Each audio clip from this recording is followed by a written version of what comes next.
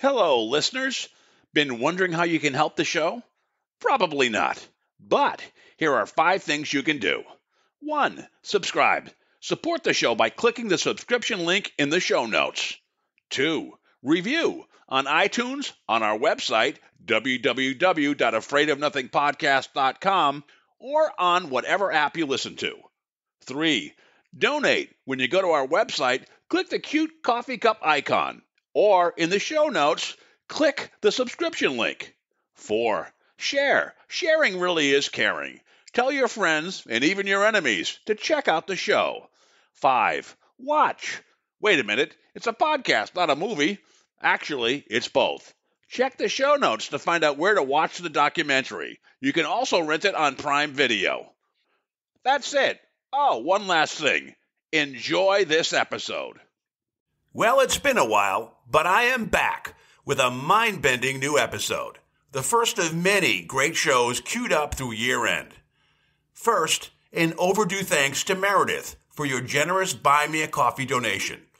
If you want to be like Meredith and get a shout-out, visit AfraidOfNothingPodcast.com and click on that cute little coffee cup icon. Second, after being laid off in June, I got a job. So, huzzah to that. Last but most important, we lost a special man. Ken Watson, who was on a few of our earlier episodes, lost a battle with cancer in September. Ken renovated the S.K. Pierce Victorian Mansion with his wife and soulmate, Mimi. Ken was talented in so many ways, an artist, musician, author, empath, EMT, and just about anything you can think of, Ken did well. Most importantly, Ken was a great husband, father, grandparent, and friend. The world was better with Ken Watson in it, and his memory lives on. Our hearts and thoughts are with Mimi and Ken's family.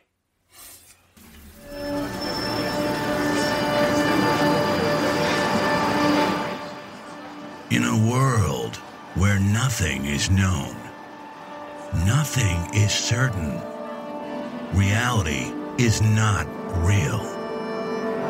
Wake up!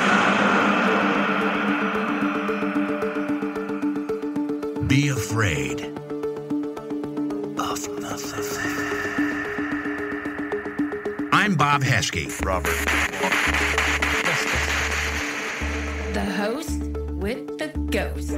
This is my podcast, based on my paranormal documentary, Afraid of Nothing. Each episode, we talk to people who see life and the afterlife through a different lens. Join me. Who is this large man? And what's he doing in our bedroom? As we lift the veil and open our minds to see beyond our eyes lie. This is Afraid of Nothing.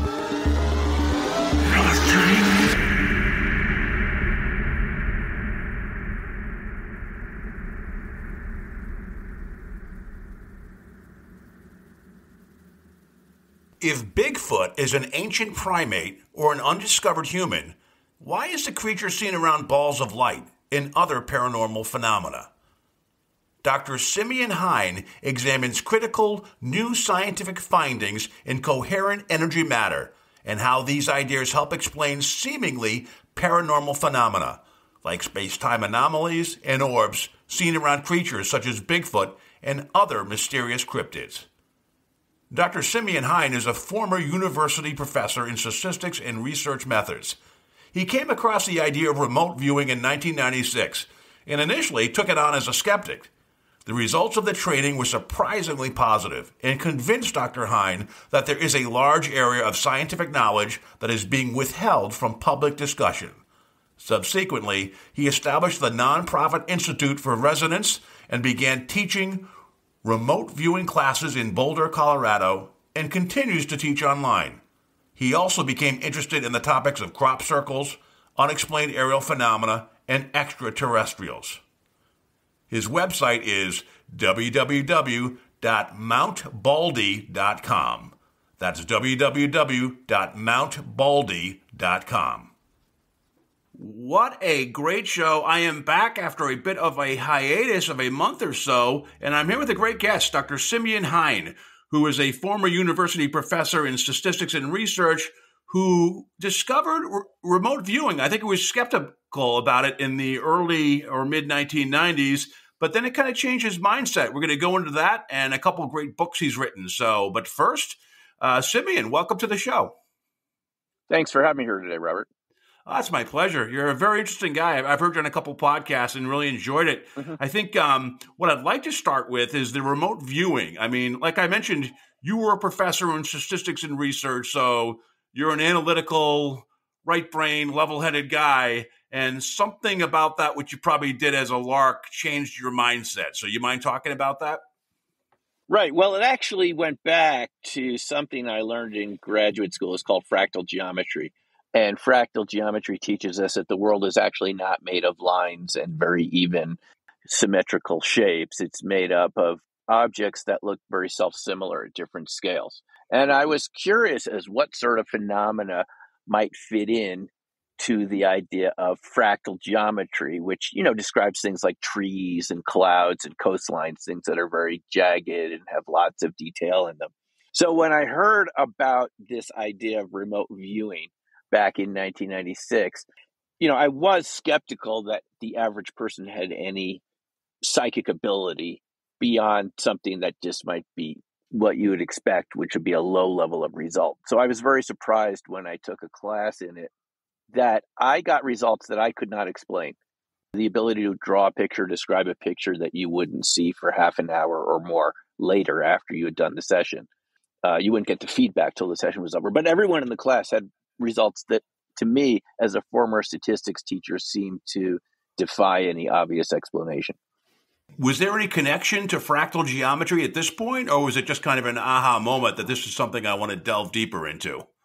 Yeah, it was a little bit of both. I mean, I sort of expected knowing about fractal geometry, which at the time in the 90s was being applied to things like JPEG pictures, a fractal algorithm to compress a photo so you didn't have to transmit as many pixels. The fractals were used in satellite communications. And I just suspected there were other phenomena out there that might fit more of a fractal pattern than this kind of linear direct causality that we're all used to from this sort of mechanistic worldview that we have. Would like the big LCD screens, like I just came back from a business trip and I was in the Moynihan Hall or whatever it's called in New York Penn Station, and those huge LCD screens that are now used for advertising. Right. Is fractal geometry involved in that too, or what? Or what type of technology would it be involved in today? Well, it could be if there's some type of compression of the information, because fractals allow you to not have to transmit every single pixel and to sort of get an approximation, which is why JPEG pictures, when you magnify them, start to look a little blurry. Yeah. Because not every pixel is there. So I would imagine, Robert, that any digital technology we use today, unless it's something like raw photo mode, which is literally every pixel captured is what you get, which takes a huge amount of memory, I'm certain there has to be some compression in it, which goes back to fractals, which I have to say 100 years ago were thought of as some sort of mathematical monster. They couldn't understand them. They don't resolve to lines, but they're extremely practical and useful. And our bodies look like them, our bronchial structure, our arterial structure, our veins and arteries kind of branch off and keep branching. And there's something about that gives nature the ability to pack a lot of information in a finite space and a lot of energy. So, to go back to your question, when I saw RV, I said, I was sort of predicting in my mind that I would come across phenomena that were not widely known in the Western world, but would fit more of the idea of fractal patterns. By the way, fractals also describe the way things evolve over time. Music is sort of fractal. There's a lot more variation in treble notes than bass notes for the most part. So it sort of did fit what I would expect. Before I had interest in all these subjects, I just suspected there had to be phenomena that were not widely known that would turn out to be true. So is fractal geometry how a tree would present itself to us? Exactly. Or is it how all the rods and cones in our mind, because they can't absorb everything, would interpret it? No, it's the way a tree looks. Exactly right. Interesting. Okay, A wow. fractal structure is very resilient. Nature uses fractals over and over because if one branch gets damaged, you still have a lot of other branches, right? Yeah. It doesn't usually take out the whole tree. And it keeps branching and branching. Even if you look at the leaves, you have this branching structure within the leaves of the veins within the leaf and so forth. Almost everything in nature resolves to this fractal pattern where the closer you look, the more detail you see. And I was very surprised to find out that a lot of very exotic energy phenomena, I've only learned about this recently, since working on dark matter monsters. Exotic energy phenomena are also based on fractal types of structures too. So it's really omnipresent throughout nature. So it's a good segue. We can always come back to remote viewing because I have some questions on your experiences Sure. on that. But let's talk about dark matter monsters, cryptids, ball lightning, and the science of secret light forms. When you say dark matter, it's not like a dark, scary. There's a convergence, fractal kind of geometry, physics thing involved in that. So could you kind of explain that, how it kind of aligns with convergent matter and potentially fractal geometry?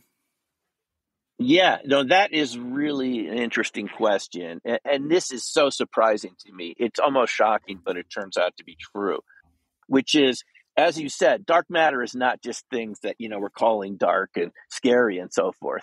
It's literally a type of matter that physicists tell us it outnumbers visible matter 10 to 1. It's invisible matter that cosmologists say has to be out there for the galaxies to hold together the way they do, because there's not enough matter in planets and stars and things for there to be enough gravity for galaxies to hold together. They should be flying apart, but they don't.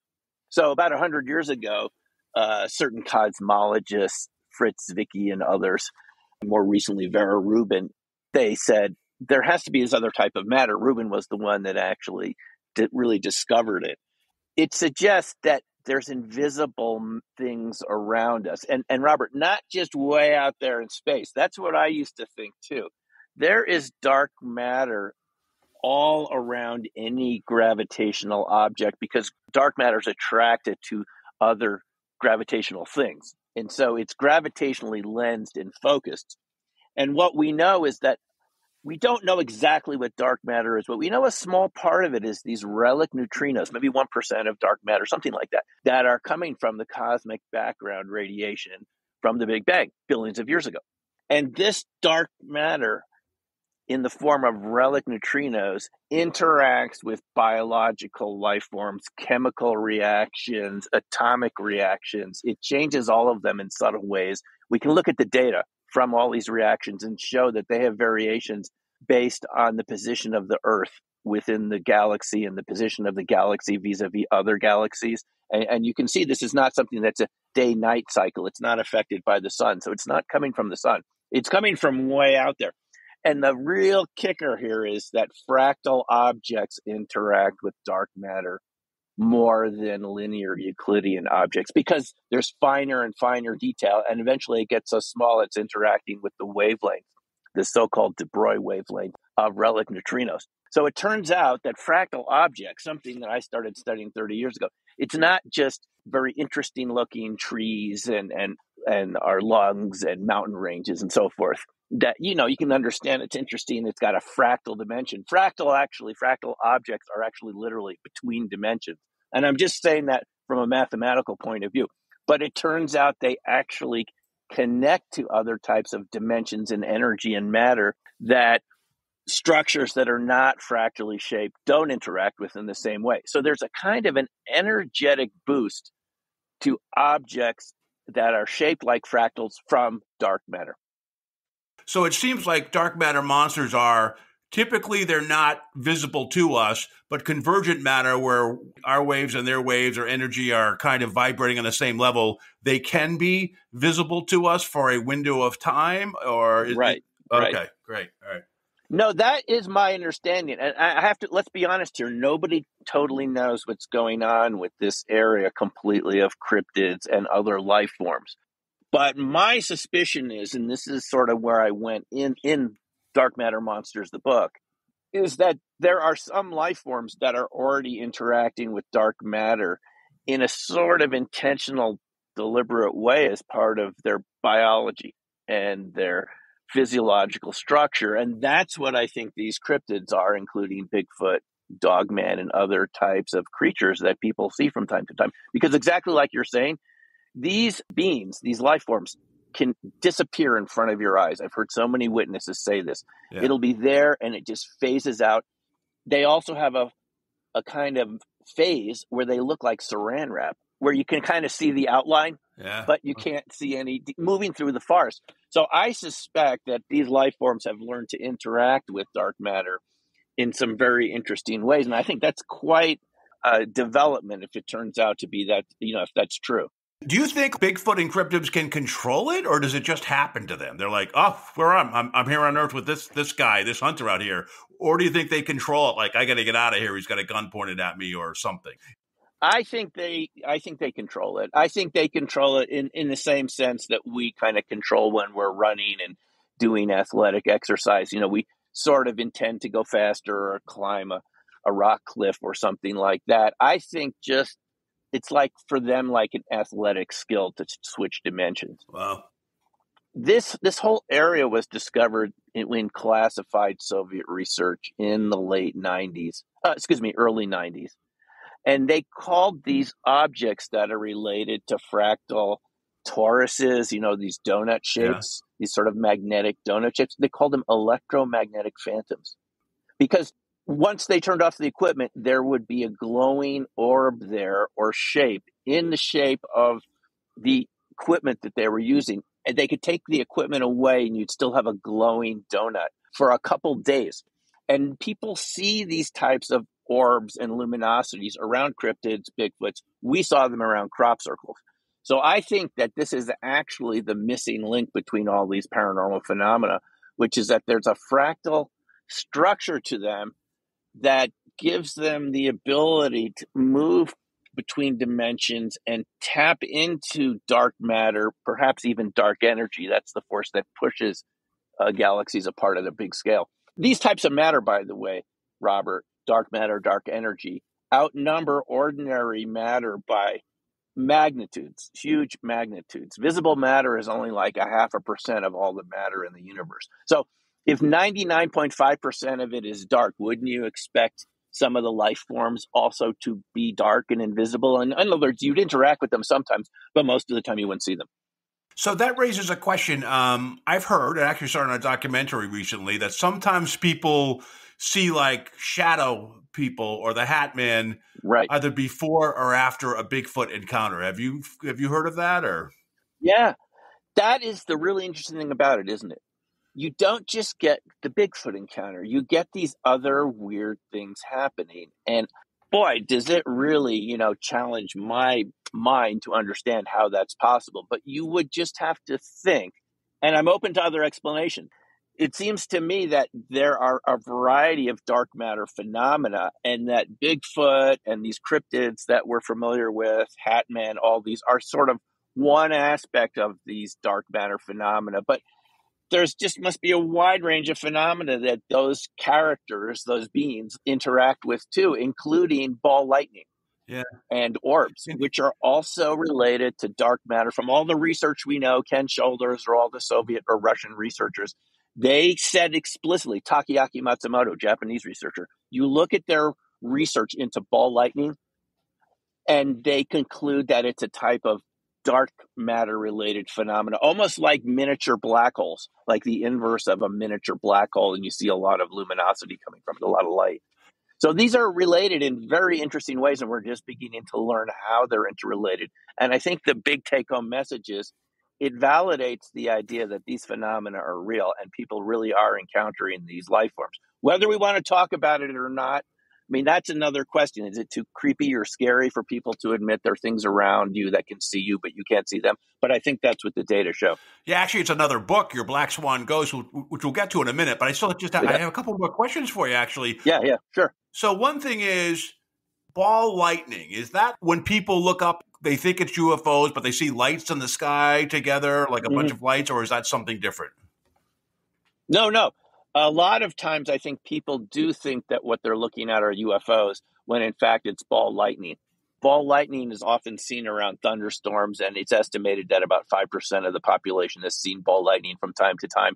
But it's often very short-lived. It can last just a few seconds. It could just be a few inches across. It could be as big as a few feet across, or sometimes even bigger. But it's sort of a transient phenomena. But if you get it at a very small scale, micro ball lightning, you end up with things that we have called in the past cold fusion, low energy nuclear reaction. You remember Fleischmann and Pons from the University of Utah? It turns out, remember they claimed to have discovered cold fusion, and then they were really treated in a bad way by the scientific community. I mean, they're really attacked and eventually driven out of the U.S. because mainstream physicists just couldn't understand how at room temperature you could get that sort of excess heat.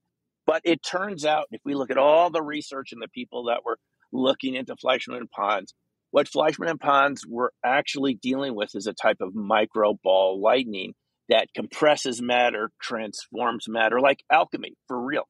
It creates all the elements in the periodic table when you have this micro ball lightning. It's literally, Robert, it's like a quantum object. It's not playing by the same rules of the game that we see when we look around us and are looking at ordinary classical structures, database, ordinary laws of motion, and so forth. Ball lightning could be at room temperature, but it could melt metal at room temperature or gellify it. It's like it's so strange, but people have seen it. It's real. And so if you can get some sort of control over this, you'd have access to a lot of energy, a lot of nucleosynthesis, creating elements and so forth. So it's a really fascinating subject. And when people see it at large, on a large scale, it looks like a glowing orb, which could appear to you as a UFO. Yeah, I was going to say also, in regards to like the Hat Man and Bigfoot, do alien abductions happen around the same time as this stuff happens? Or is there some connection, or is that like a totally different type of phenomena? No, it is strangely connected, and I don't claim to understand all of this, but where you have these cryptids showing up, you also get UFOs and people having a sense of time loss where they sort of end up in another place. I had a friend I know in the Boulder, Colorado area. She said, we don't know what this is exactly, but to me it sounds similar that, you go off on a hike from a parking lot. They were in Rocky Mountain National Park. And all of a sudden they find themselves back in the parking lot, and they'd been hiking for 20 minutes on the trail into the woods. And all of a sudden they don't know how they got back there. And people experience this from time to time around Bigfoot and cryptids. If you look at the literature, people will say, all of a sudden, it was just 4 hours later and they don't know where the time went, things like that. So that would suggest we're dealing with some sort of process that literally bends space-time, transforms space-time in a very interesting way. And of course, our brains and our conscious mind, they have a limit of what they can process. Past a certain point, you won't even remember what happened to you because it's just so out of the realm of what we consider to be, real. People do see UFOs around Bigfoot and vice versa. They really go together. I know a lot of Bigfoot researchers want to keep the UFOs out of their Bigfoot research, Robert, because they want their Bigfoots to be like undiscovered primates, whatever, that sort of story, which I don't buy into at all. And then you have the UFO people that want to keep the Bigfoot keep them out of my UFOs. These are little guys in a metal ship from a planet far away. We don't want those primates into our UFO, but they go together. They seem to happen in waves. Stan Gordon wrote a great book about that wave in Pennsylvania in the 70s called Silent Invasion. And you just go through that book. It's just one case after another. UFOs, Bigfoot, UFOs, Bigfoot. It's fascinating. It raises a question because I made a documentary on the paranormal, and I always thought I had tunnel vision, right? But once I started doing stuff, it was easy to get EVPs and even kind of other stuff happening. Yeah. So I stopped. It raises the question, these people that have Hat Man, Bigfoot, abduction, is it because they're open to it and they're changing their vibration to accept it? Or is it because the other entities realize it's an open house with these guys now? No, another really good question. I think you're onto something there. I do think that people that have one sort of experience, it changes your frequency in a sense. And now you're open to more radio stations than your tuner knew about before, right? Maybe you just thought there was one main radio station called reality that you were taught, and you start tuning around and you have these experiences. Let's say you have an EVP experience or some experience that we call paranormal. It's sort of going to bump you off your ordinary channel that you're used to tuning into, right? Yeah. Your ordinary reality channel. You're going to discover, wow, isn't that silence out there? There's other channels. with other beings and other things going on out there. Because, Robert, they really do go together. Even going back to RV, which we talked about, at the beginning of the interview. Yeah. People that have done RV, Uri Geller at SRI in the 70s with Russell Targenhall Puthoff, they started experiencing these sort of phenomena too when he was around. Wow. Yeah, it's like using a muscle that you didn't know you had, when you Right. start exercising it, Yeah. and then it becomes more instinctive. Very good analogy. Yeah, definitely. I've heard you on a couple of podcasts, and I interview these guys. I'm trying to remember the name of the documentary, Bigfoot, Beauty of Bigfoot. What was it? You know what I'm talking about? Yeah. That's an excellent documentary. A Flash of Beauty, Bigfoot A Review. Flash of Beauty, right. So I interviewed them. Yeah. Right. Yeah, so they're going to do another one about the science aspect of it. They probably should talk to you, quite frankly. We've already filmed for it. Yeah. Okay, cool. Just fair disclosure here. I got to know them after watching the first one, and they were interested in my point of view. So I'll be in the sequel is called The Paranormal Bigfoot, A Flash of Beauty, The Paranormal Bigfoot. Yeah. Yeah, I'm really looking forward to that because that's what's great. Yeah. Their first one was unconventional but conventional, but this second one that's supposed to come out, I don't know if it's next year or late in the year. Yeah, Memorial Day, I'm told. Memorial Day. Oh, that's great. Look forward to it. Yeah. That's going to dive into the stuff that we're kind of talking about tonight that you've kind of uncovered in your dark matter monsters. Yeah. So have you seen Bigfoot or had any of these experiences? Robert, I've never seen anything remotely like Bigfoot or any cryptids. And I spend a lot of time. I love to be out in the woods hiking. I've spent weeks and months camping by myself out in the woods at times. And I've never seen anything remotely like it. But just because you haven't seen it doesn't mean the other people that's not real. It just means it's not your experience. It's just one person's experience. And I did go on something called a Bigfoot Adventure Weekend in Bailey, Colorado, sponsored by that museum called the Sasquatch Outpost. And our group, we went out 2 nights in a row. Our group did not see anything, hear anything at all. It was really quiet out there, not strangely quiet the way it is before a Bigfoot encounter, just like ordinary quiet. But a group a couple miles from us did see them. They had thermal imagers and stuff. So we were just not in the position to see them. So I've attempted to go out with these organized sort of expeditions overnight, camping out there and stuff. I haven't seen them yet. By the way, I did want to say one thing, though. In A Flash of Beauty, I think that section with the psychologist towards the end of the documentary is very important. It's something I haven't been able to stop thinking about because what they say, Robert, is not only do some people have PTSD from their Bigfoot Sasquatch encounters because it's just so unexpected and you just, you don't know what to do. And these creatures are really big and can be really loud and sometimes very intimidating. What the psychologist said is you won't only have sort of like a shock, post-traumatic shock, you might not even remember the experience. It's just too weird.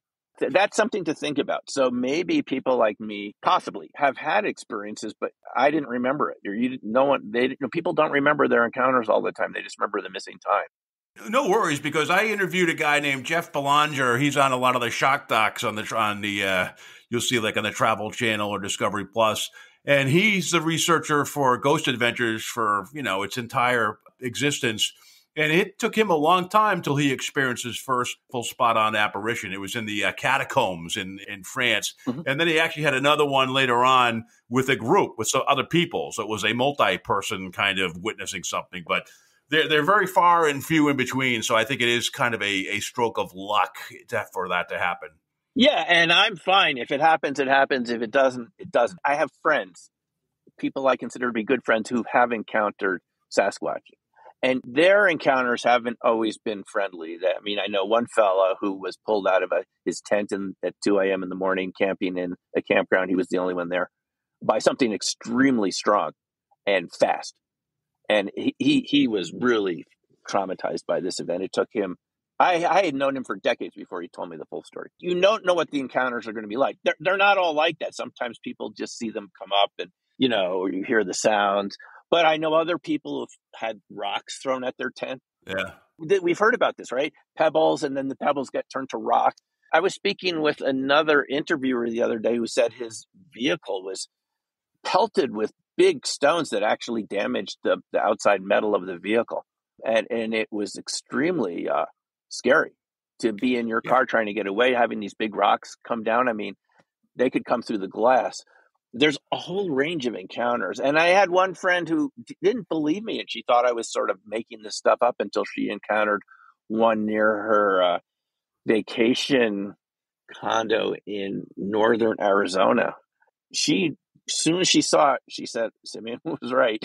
I mean, this is what I'm dealing with. She had no idea, but it was huge, 10 to 12 feet, black on black fur.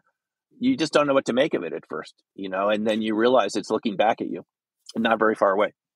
Yeah, it's funny. It's like people, when they're single, they don't know what it's like to have kids until you have kids and your priorities change and your whole mindset changes. So that may not be a good analogy, but it's kind of like that. No, that's pretty close. Pretty close. Once you've had it happen, it happened.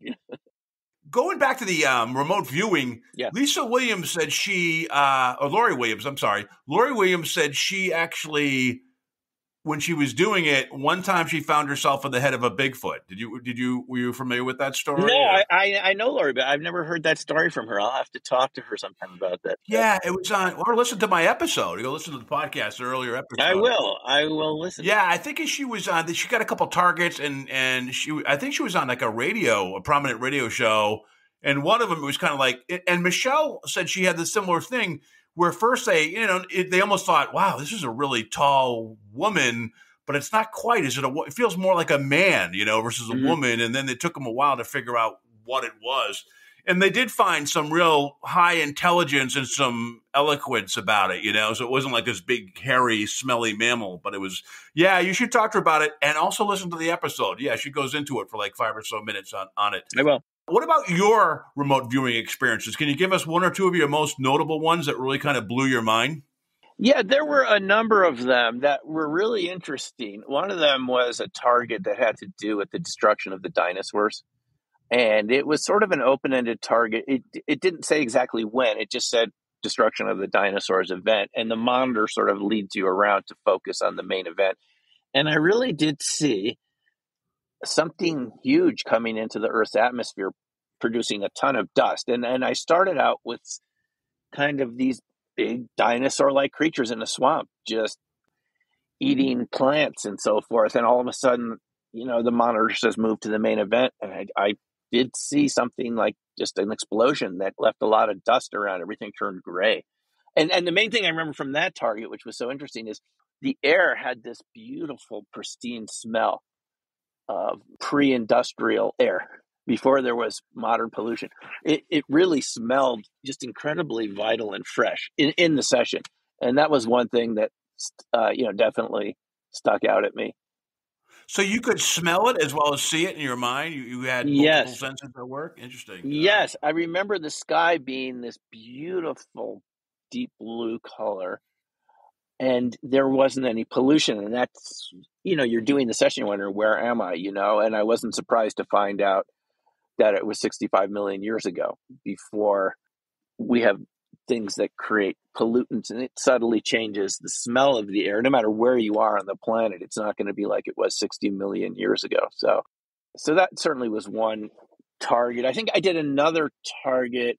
Yeah, it was Japanese attack on Pearl Harbor. Wow. And that was a very interesting target too, because I first thought I was looking at bees flying around, but in the session they became planes right in my mind, which just is fascinating. So how did that impact you? Did you see actually the carnage of it, or were you like very far above it so that you, geez. Well, viewing sessions can be very different for different people. And sometimes it's just like seeing the information in your mind, and then it fades very quickly. So you don't really have a deep experience of it.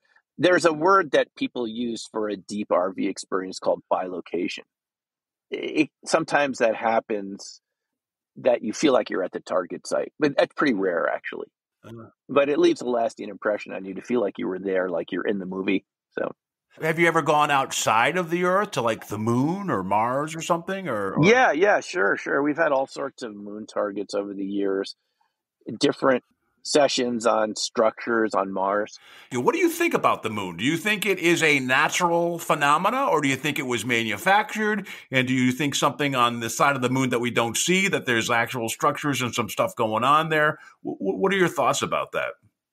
Well, one of the people I did meet early on when I was teaching RV was a fellow that worked for NASA as a contractor, converting 16 millimeter film to video. He had invented a device that you could put the 16 millimeter film in and it would transfer to video. And he told me he had in these NASA films that hadn't been shown to the public that he said you could clearly see structures on all sides of the moon. He said there was just no doubt about it. These were structures, domes, things like that. So that certainly influenced me to think that there must be more going on there. Then you had the final Apollo mission where Neil Armstrong and others were saying, Santa Claus is on the moon, and people overheard Neil Armstrong saying to someone else that they had encountered really huge craft on the moon, extraterrestrials and so forth, that it was scary, and that they switched to another channel so that the public wouldn't hear it. I mean, people heard Neil Armstrong say it, and when they asked him about it, he said, I can't talk about it. So I think there's evidence that, there's structures up there and things going on there that we haven't been told about. Do you think they expected that going up there, or do you think it just totally blindsided them? No, I don't think they expected it. I think they were blindsided by it. I mean, this is always what happens with this topic, isn't it, Robert? The topic of extraterrestrials, other civilizations. I don't think anyone expects it because humans always think that we're sort of the center of everything and discover other types of intelligent beings out there. I mean, I just don't think anyone expects it, but this seems to be where we're going over time. I mean, we're talking about UFOs, UAPs more and more.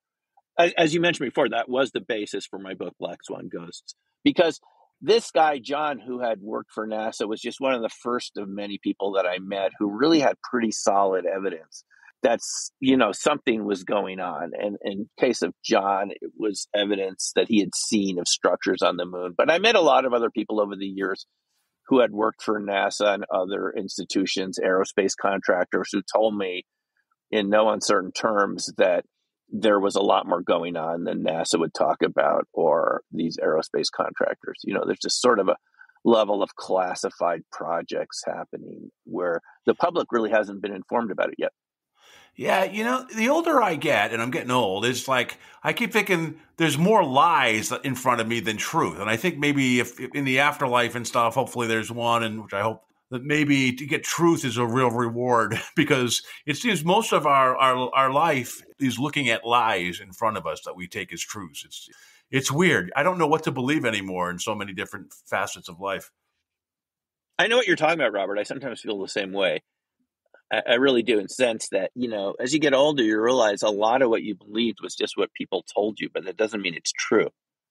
And it doesn't mean that they knew what was going on either. It's just they were repeating what they had been told from our teachers and other people like that. There's only so much they could say in a public school setting without risking their job. So the things that we believe might not be true at all. And that's the conclusion I'm coming to with a lot of this research that we're talking about here, is that it's a much more complex and intriguing universe that we live in than we've been told about. I mean, there's lots of different life forms out there. I mean, even the discovery of cryptids and other intelligent beings, not extraterrestrials. I'm talking about beings that inhabit the earth. I mean, who would have expected that? I didn't expect that, but it turns out to be true. I'm not saying they're super common. They're kind of still rare, but people encounter them. And then on the other side, you've got extraterrestrials, which we're told our Congress has been looking at in classified hearings. We know those classified hearings are going on because they did have a public meeting about this last May. And one of the questions to one of the witnesses from the Pentagon was, have you guys detected anything under the ocean? Any UFO activity, called USOs, undersea objects. Have you detected these under the ocean? And the response was, I'd like to save that for the closed session this afternoon. There was no comment. I only want to talk about it when we're in closed session. So they're having hearings about this. It's happening, and I'm told some of the stuff that they're seeing is pretty shocking. Like what they're looking at are things that would be considered like wild sci-fi movies, but they're true. Documentaries about UFOs that the military has that we don't know about, taken with their very high resolution sensors and cameras. That's what I'm told is going on. So I would not be surprised, Robert, in the least, if there's some really shocking things that happen in the upcoming future. Because, this has happened before. 500 years ago, we learned we weren't the center of the universe. Yeah. Nobody wanted to believe in that. People were killed for it. Galileo was put under house arrest for the rest of his life because he just believed in the Copernican idea of, the heliocentric solar system, we're going around the sun, not everything's going around the earth. I mean, that was considered to be heretical. Who's that guy? Bruno, the guy that was burned? Bruno was burned at the stake, partly yeah. for these ideas. He had different ideas of Christianity that offended the Vatican also. And they've issued apologies for this recently, but that still doesn't change the fact that people were killed for just believing that the structure of the cosmos is different than what authority said it was. So I think if you just want to look at this in the simplest terms, throughout history, we've learned that everything is bigger than we thought it was, right? The universe. And I don't see why that'll stop. It's just going to keep getting bigger. We're going to find more life forms out there, here, more dimensions, parallel realities. I don't see how you could stop that from happening. It seems to be the course of human history. And if you just extrapolate, it's going to keep happening. And we just be cool with it. It's bigger than you thought it was. You're going to be okay. It's not the end of the world, right? It sounds like we've already segued to your book, Black Swan Ghost. Let's talk about that, because really that's another title that's interesting. It's kind of like something is out there, but people are not accepting. Yes. I know you're going to explain in a second, but I think in your bio it said that the scientific community is hiding. I wonder if they just are turning a blind spot to it because they don't want to see it, or academic. They'll deal with like quantum physics and some of the kind of out there stuff or string theory, but they don't want to deal with UFOs and Bigfoot and ball lightning and all that stuff because it's almost too controversial. But they'd rather go with this theoretical stuff that they're not going to put out the dry for. So, well, Robert, you have to understand something here. We haven't dealt with quantum mechanics. We haven't dealt with the implications of quantum mechanics. I mean, this debate that started 100 years ago, and this is a good segue to this part of our conversation. We still don't know what it means that when you measure things, they change. It's like they don't have a fixed property, right? You measure an atom or a particle and it changes its energy and momentum in some way. It's not like there's a reality there that you could measure. As soon as you get involved with it, it changes. If you read books about quantum mechanics, you can find authors saying we haven't even resolved that. It's like an embarrassment.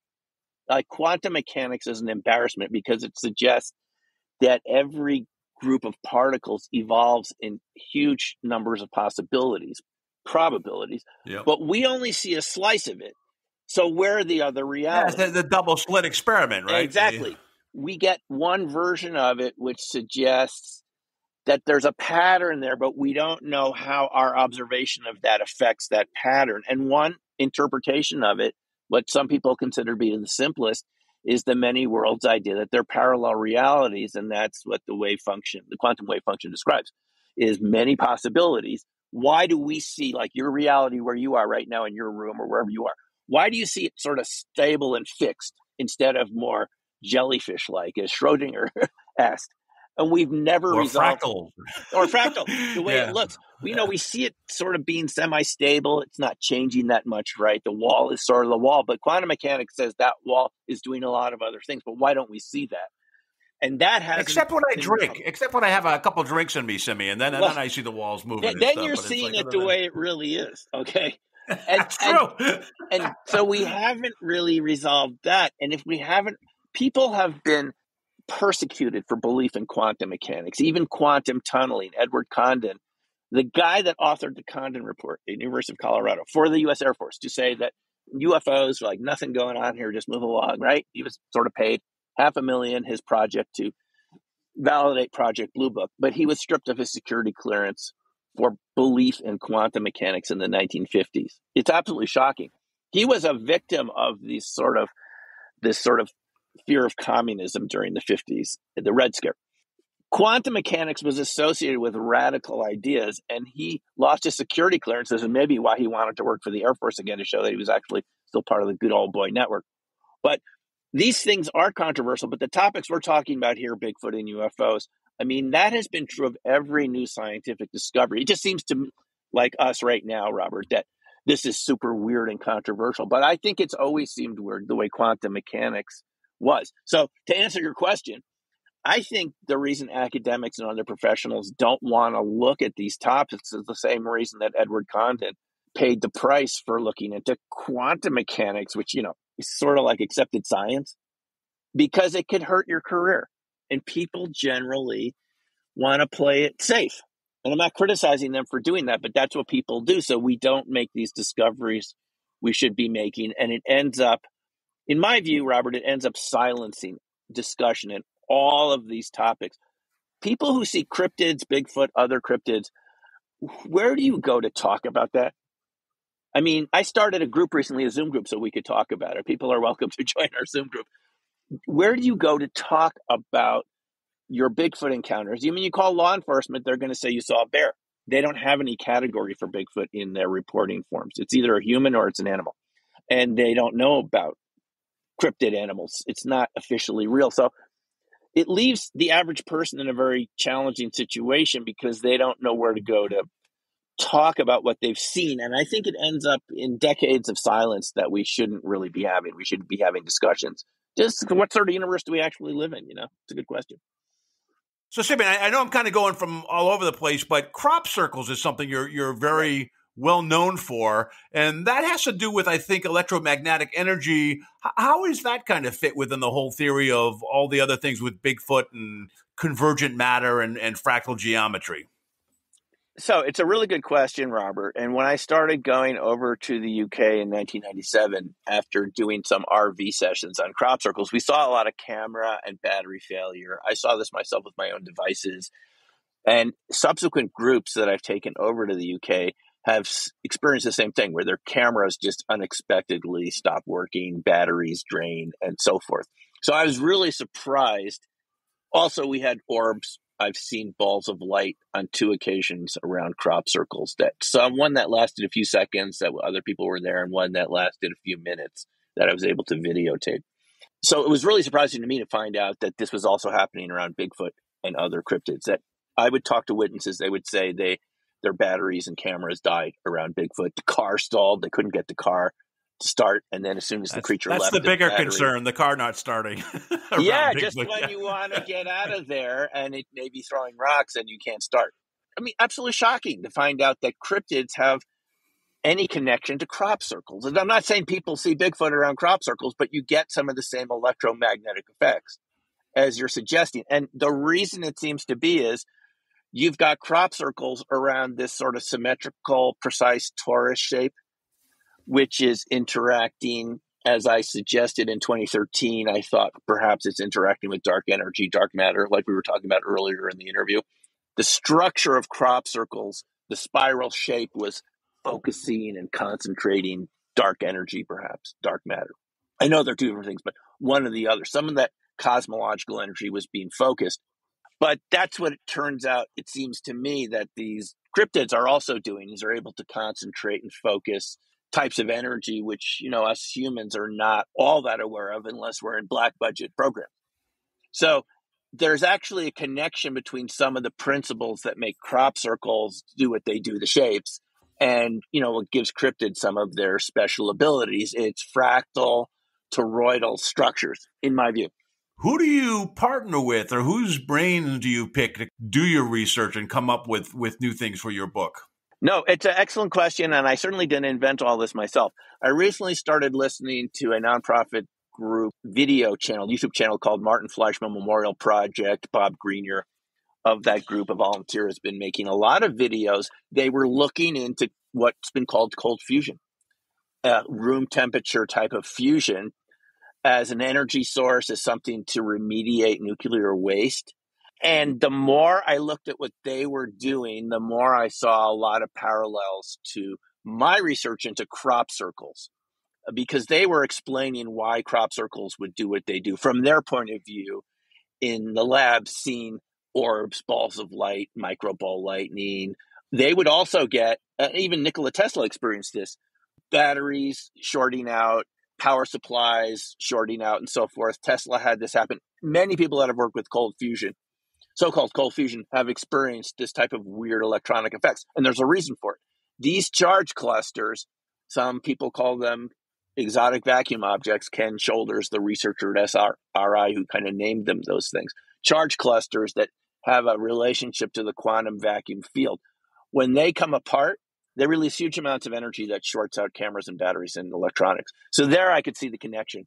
And it all started to make sense. Then I found that cryptids were doing this. Of course, we've all heard stories of people's cameras and batteries shorting out around UFOs. It's probably for the same reason, as you're literally changing the structure of space-time with these fractal toroidal structures. This comes from so many sources, whether it's the US or Japan or Russia, Soviet Union. It's all the same thing, basically, is that these compressed, condensed types of matter affect the structure of space-time, and that has effects on your electronics and on you. So we're getting near the end, but I'd like to, if you don't mind, give us a quick overview of your two books. But let's start first with Dark Matter Monsters. What's your elevator pitch on that? I will go back to my very first book called Opening Minds, which was about remote viewing and crop circles, which look at fractal geometry and how that might have something to do with remote viewing, some of the strange experiences around crop circles. And that's really how it started. Then Dark Matter Monsters, that's my most recent book. And that's really an investigation of why you get these really strange electromagnetic effects around cryptids. And the experiences that people have seem to be, not every single time, I'm not saying this happens, but you get it here and there, like 20, 30% of these cases, you get what's called paranormal phenomena around Bigfoot. And it even persists, as you know, Robert, after the creatures left, people start experiencing strange phenomena around their homes and so forth. But this also happens around ball lightning and orbs. I mean, Skinwalker Ranch is a good example of this, in places like Skinwalker Ranch, where all these phenomena seem to go together. So that's what Dark Matter Monsters is about, is why these phenomena go together, because these are all examples and types of coherent matter. Coherent matter being a fifth type of matter past plasmas. You know, we're familiar with the three states of matter plasmas that we see in lightning or neon bulbs and so forth. But the fifth state of matter is self-organized plasmas, magnetically organized plasmas. And that's what Dark Matter Monsters is about. I'm suggesting there, no one has to agree with me, but there are life forms that are based on this fifth state of matter, and we call them cryptids. So that's really kind of an exploration of the paranormal with almost like an underlying theory of everything. What's the science behind it? So you're taking a shot at that. Okay, great. Yeah, exactly. And now Black Swan Ghost. We talked about that a little bit, but let's give us an overview again. So Black Swan events, if people are familiar with this idea, are things that we don't think are likely to happen, but when they do, have really sort of chain reaction consequences, like the credit crunch in 2007 to 2008, where one bank failed and then the other banks that were all dependent on that bank failed. Pretty soon the whole economy is collapsing and the federal government had to step in and bail out these banks. That's a Black Swan event. But in my view, there's other events that are even more astounding than Black Swan events. And I call them Black Swan ghost events, because you don't even think it's possible. We could all understand like a House of Cards banking collapse, right? I mean, we experienced that. It seems conceivable. But Black Swan event ghosts are things that you might not even believe are possible, but when they do happen, would just have enormous consequences, like UFO disclosure. So in Black Swan Ghosts, I just had one witness after the other, astounding witnesses that I encountered over the years in my RV classes or at conferences, people I got to know and I spoke to for quite a while, like people that had worked for NASA or people that had encountered UFOs close up, to show what it's like to encounter that. It's so strange and astounding. And how did it affect them? Did some of these people get sick afterwards or emotionally disturbed? What? Well, there's a whole range of effects, like you're saying. You can have missing time. Like one woman I knew who was driving on Mount St. Helens, and all of a sudden the car stalls, the battery goes out, and there's a huge bright light coming down on their vehicle. A woman named Joy French. And then she said the guy in the car was a mechanic. They get out, and he says the car should be fine. All of a sudden, he gets in the car, and all of a sudden it's like 8 hours later, and they're back in their separate homes again. They don't remember how they got there. They were together. All of a sudden they're back, and they get together later that day, say, we're never going to talk about this. People will think we're weird. The reason it makes it a Black Swan event is if you're working for NASA or the Department of Defense and you experience something like this, I mean, it could cost you your career, and you're told, I know this for a fact, you're told not to talk about it. And people who've handled UFO materials, which is probably the most controversial and impactful of these phenomena. I mean, literally materials that we could say were made from another, not on Earth, I mean, those people who've handled that, when I've talked to them, it's just absolutely astounding what they've seen and what they've been told. But we haven't heard about it because, it's really classified. So it affects people to the point. I know a NASA astrobiologist. I talk about this in Black Swan Ghost, Richard Hoover. I mean, he quit rather than be silent. They told him not to talk about this anymore, the idea that there were bacterial fossils in meteorites. NASA thought that was just so controversial that there were fossils in meteorites. But he told me you find them all the time in meteorites. And NASA said, don't talk about it. So he said, I'm quitting. So it's pretty serious. We've had a lot of people quit and a lot of people who've lost security clearances because they want to tell the rest of us the truth. Do they ever make mistakes, they being whomever the entities are? Do people end up in the wrong house, the wrong car, or the wrong bedroom? Yes, that happens. That is one really strange aspect of the phenomena, yes. People end up with their shoes on the wrong foot, their clothes on backwards, and they don't remember anything happening to them. And I have to tell you, this happens around Bigfoot occasionally, too. Wow. I mean, it's not like there are any injuries on their bodies, but they do find that their clothing is on wrong. Maybe they're missing a sock on one foot and a shoe on the other, and they don't remember how it happened. The last thing they remember is hearing a screeching howl, seeing one of these creatures, and all of a sudden it's an hour later and their clothes are not on the right way. We don't know what's going on there, but it's more common than I would think this is happening to more people than we would expect just because you don't remember it, like we were talking about before. Wow. All right. And now at the end, now I'm going to do something totally different. You're an accomplished acoustic guitarist and musician. Yes. So why don't you tell us where we can listen to your music and kind of find this other side about you? Yeah, I love to play acoustic guitar. It's a type of resonance. It's a very inexpensive way to have a lot of fun in a concert hall or just at a party or group of people. Yeah, my music's available on all streaming services.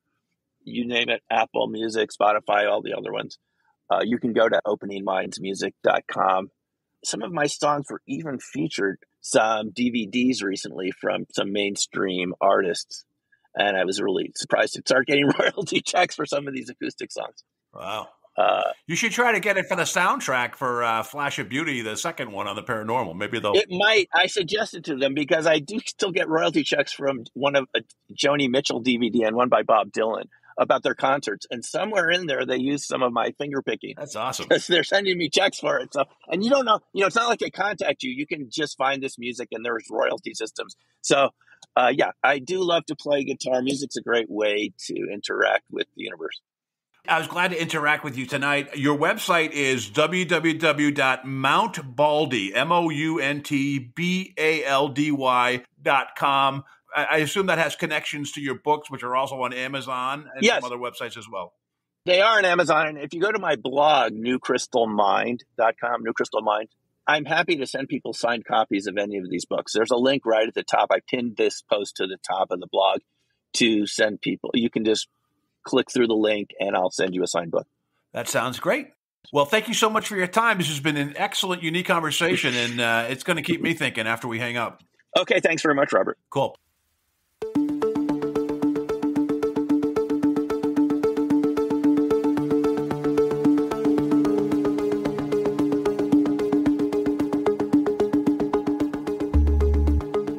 You've been listening to the Afraid of Nothing podcast. Please subscribe and like us on Facebook.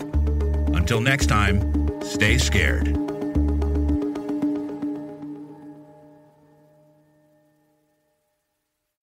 Hey, you're still here? Great. Then why not listen to another episode? Visit afraidofnothingpodcast.com to peruse all the shows. That's afraidofnothingpodcast.com. And while you're there, click the coffee cup icon to buy me a coffee and leave a review. I'll give you a shout out in an upcoming episode, and the world will know how swell you are.